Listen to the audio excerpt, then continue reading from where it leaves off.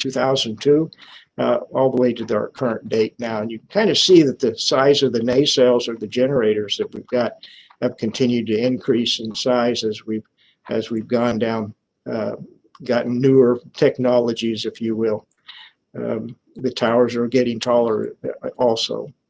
So that's the inventory of these, and just like that, the valuation of these. What's that look like? Roger, Go ahead.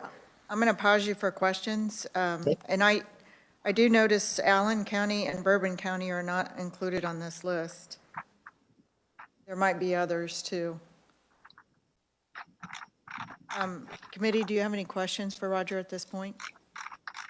Senator Steffen. Thank you, Chairman. Let's go back up to those three legislative changes back in 2015. Okay. The exclusion from the industrial machinery type of deal. What's the impact of that? What does that exactly mean? What are they getting exempted from? Oh, good question. So it kind of goes back to the changing of 79-201-11th when we went into that one, and they said, okay, we're going to limit that to a 10-year tax exemption. So they followed that up and saying, then we're going to exclude it from this particular exemption, so that they can't jump in there and go ahead and get one for a long time, longer than the 10-year period. So that was the rationale. I don't know for sure, but I'm guessing so that they could not get in there and have it for as long as the property is used for its exempt purpose. That one would have opened it up for that period of time rather than just a 10-year period. So.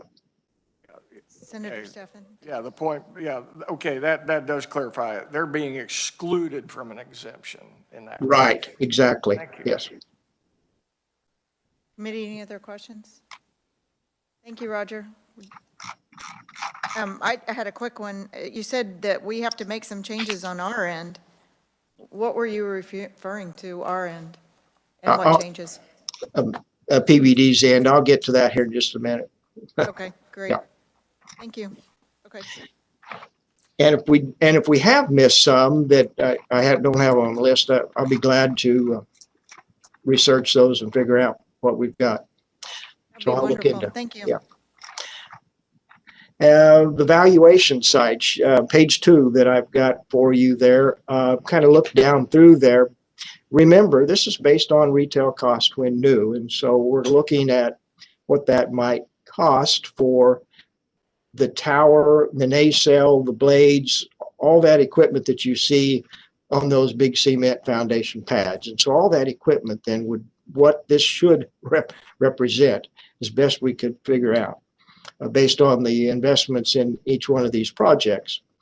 And then divided by the turbine count or the tower count, if you will. So that's kind of fun that we've got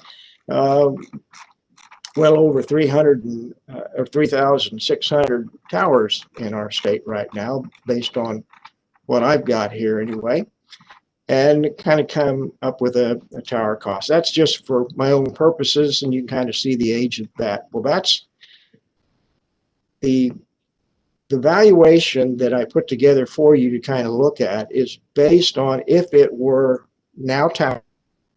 After the 10-year exemption, everything was now on the tax roll at its 20% retail cost when new, and what would that look like? And so you can see the appraised value for those projects out there, and based on the number of towers that's in that county.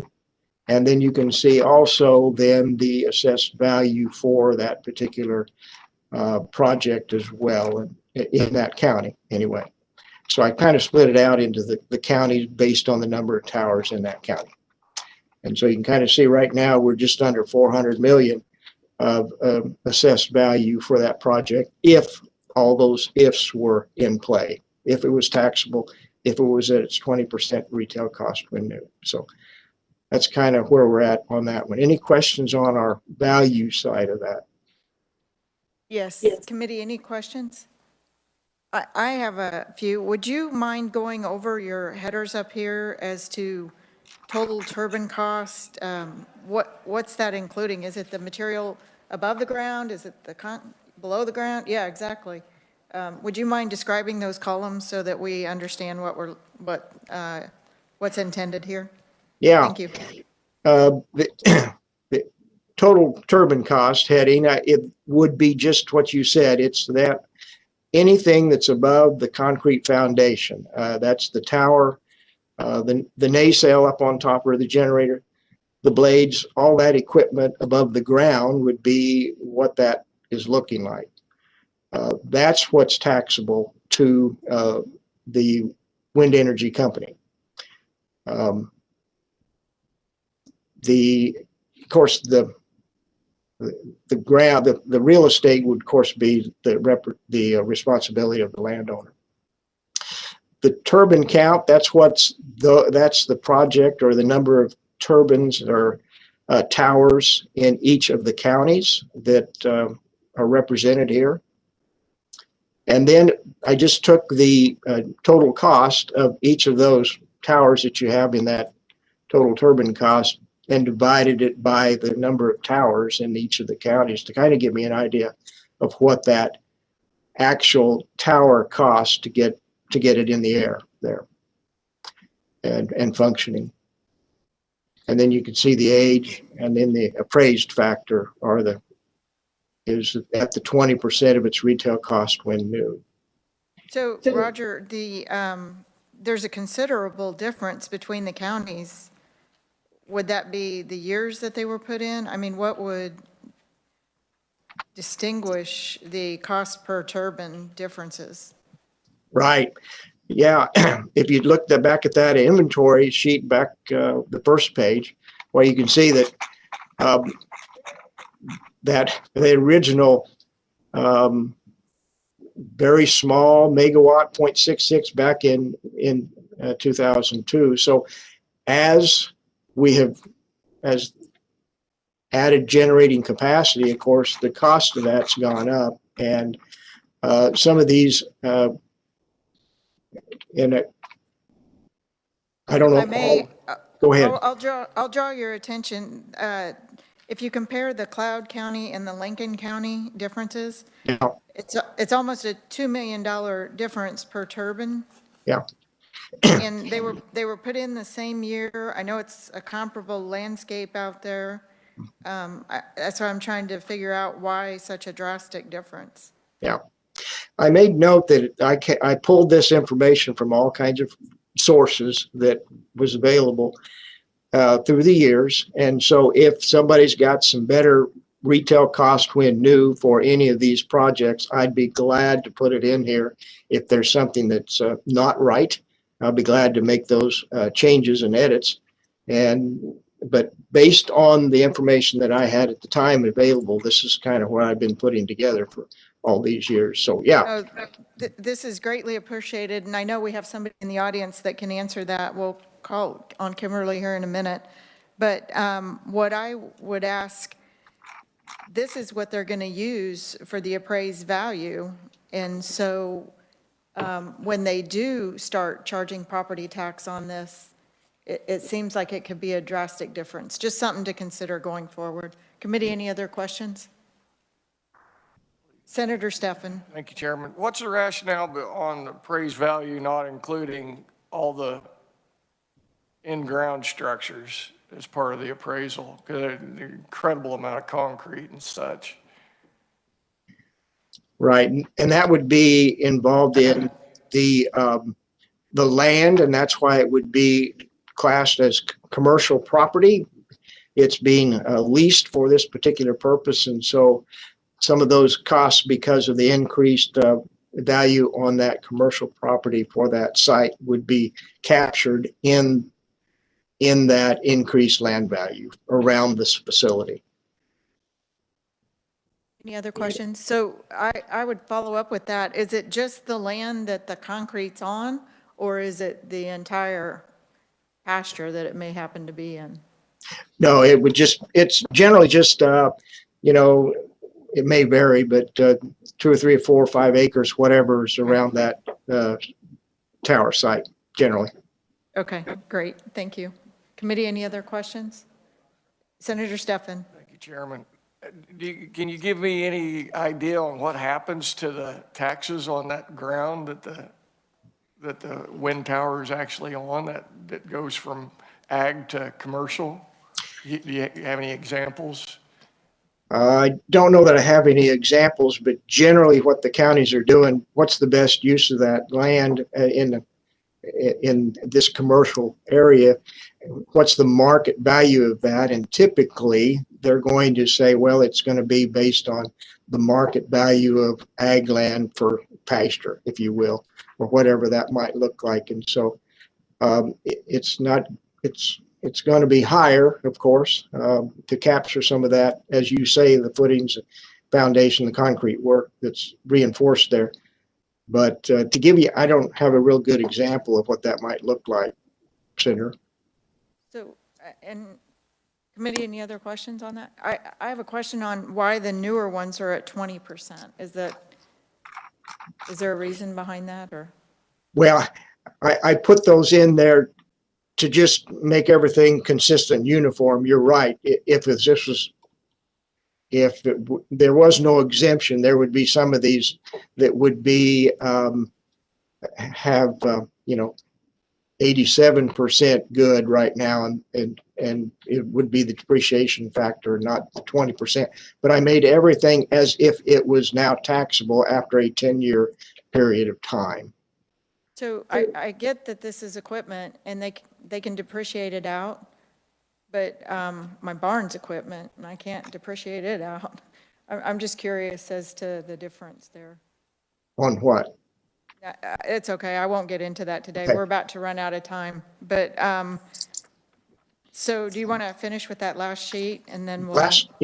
Last piece, then I went ahead and took the assessed value at times the county average rural levy for each of those counties to kind of give you an idea of what the estimated tax might look like for this 2020, using everybody on as at the 20% retail cost when new, based on the numbers that I have anyway, but to kind of give you an idea of what that might look like. And so right now for that particular year, if we was doing it that way, we're looking right at 56 million of tax dollars generated from that estimate, if you will. The pilot column is what is being reported by our county clerks right now, and so we'll probably have to do some changing and training about some of these things, because I'm assuming there's going to be more of those pilots out there than what we have listed from the counties right now. So that's kind of why I was saying we're going to have to do some things internally on that part of it, and do some. Makes sense. Committee, any other questions for Roger? This is good information. We're about out of time. We've got, let's say 10 minutes if we cut it close. So I'll ask Kimberly to speak for 5 and then David Fisher to speak for 5. Committee, we may have to bring you guys back. This is excellent, Roger. I can't thank you enough for pulling this together for the committee and helping us understand what's going on in the state of Kansas. I thank you very much. This is a good project. Thank you. Thank you. Welcome, Kimberly.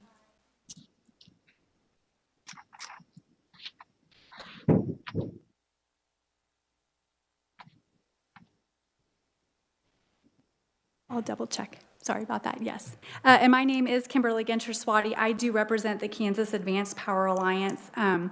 A couple of things that do want to touch base on, and then I'll go to my written testimony.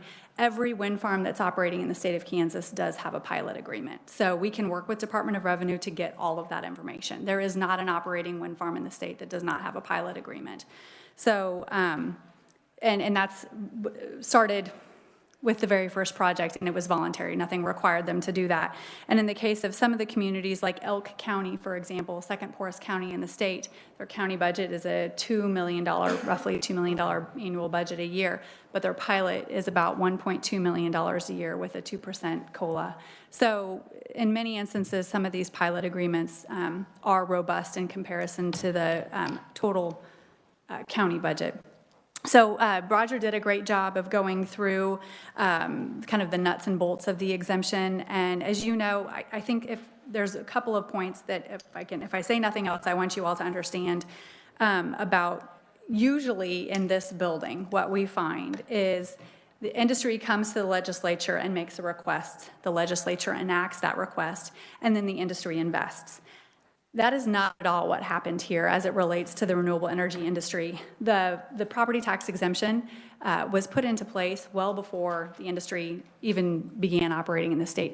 It was put into place before an organization and even myself began operating and working in the state legislature. So this was truly something that there was a group of policymakers that thought, you know, we have a fantastic wind resource, solar resource, and we want to make sure that we are encouraging that growth and development. And to be sure, the property tax exemption made Kansas wind exceptionally competitive. We have the best resource in the country. We have fantastic communities and landowners that have absolutely welcomed the development, and we have access to transmission. Those are the three critical components to developing a good wind farm.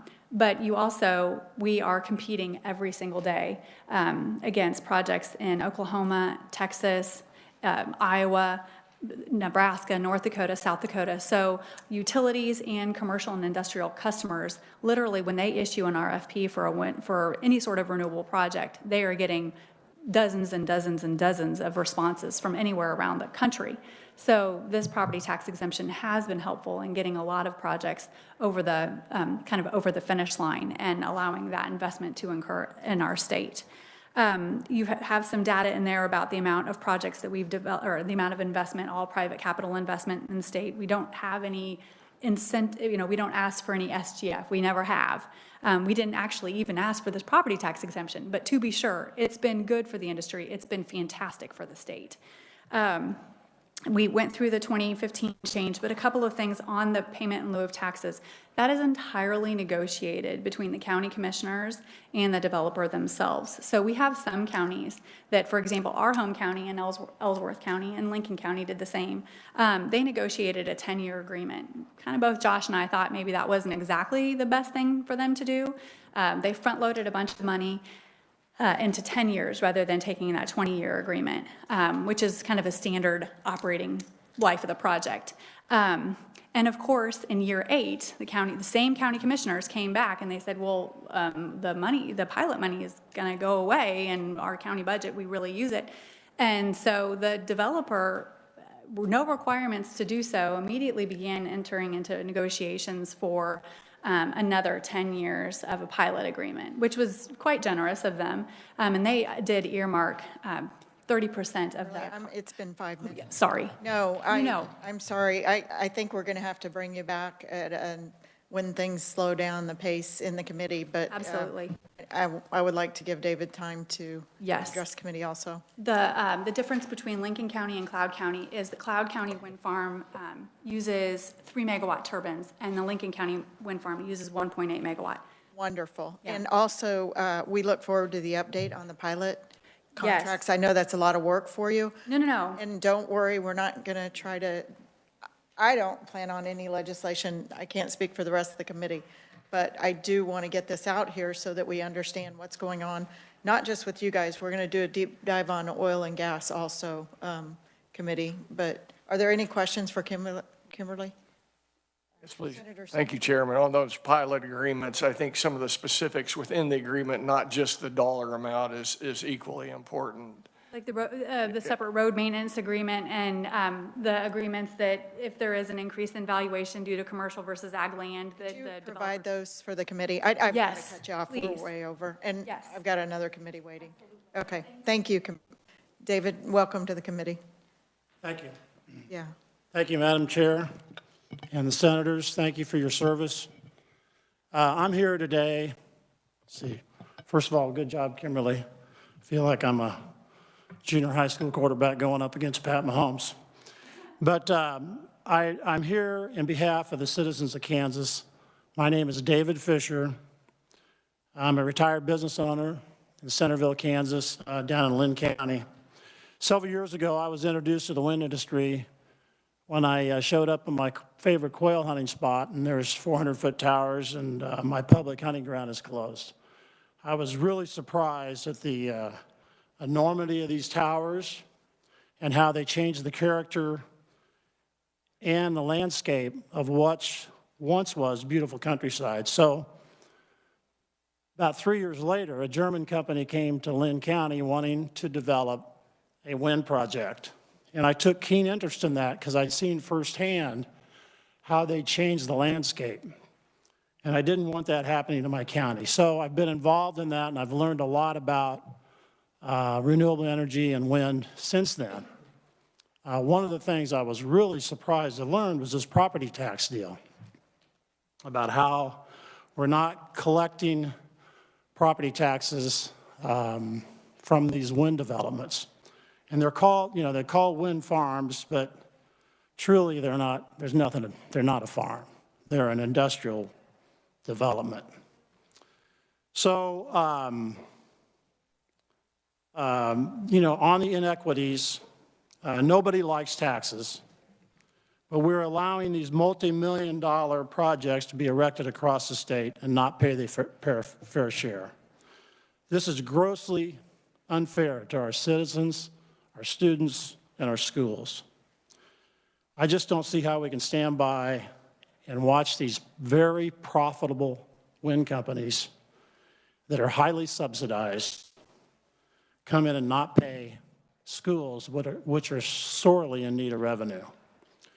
You spoke of the pilot funds. I was ready to get into the problematic parts of pilot funds. You've already uncovered a lot of them. They're negotiated county by county. They're not regulated. The counties do not have to give the funds to schools. Sometimes they do. But they're paying a lot less than what property taxes would be. Calculations are up to 45 to 50 million less, and it could be a lot more than that.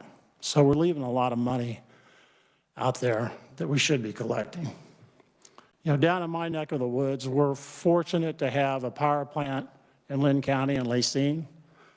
Lacine pays $15.8 million per year in property taxes in Lynn County. $7 million of that go directly to the schools.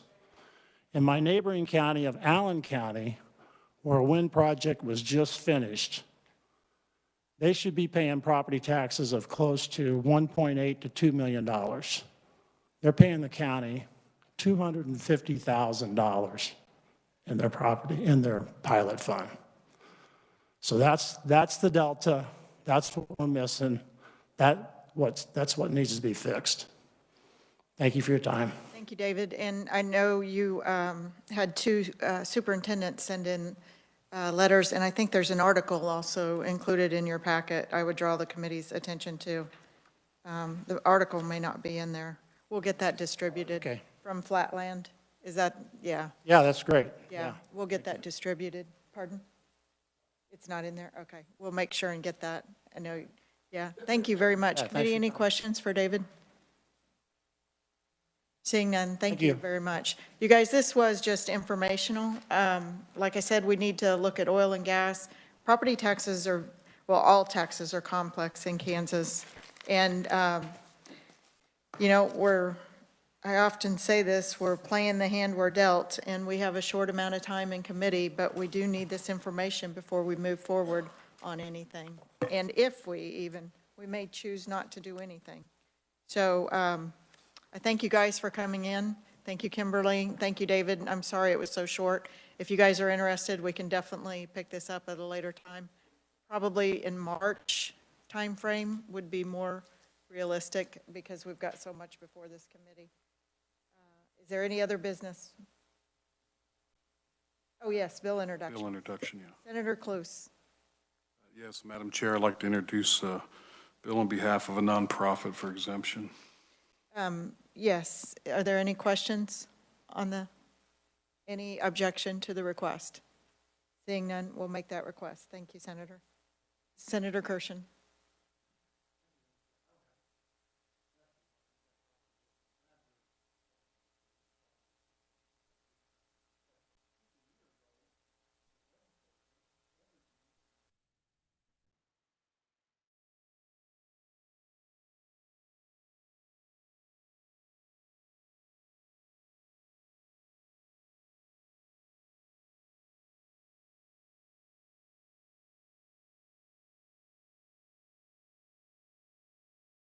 That is a question that we will leave for March or when they come back, but that is an excellent question, Senator.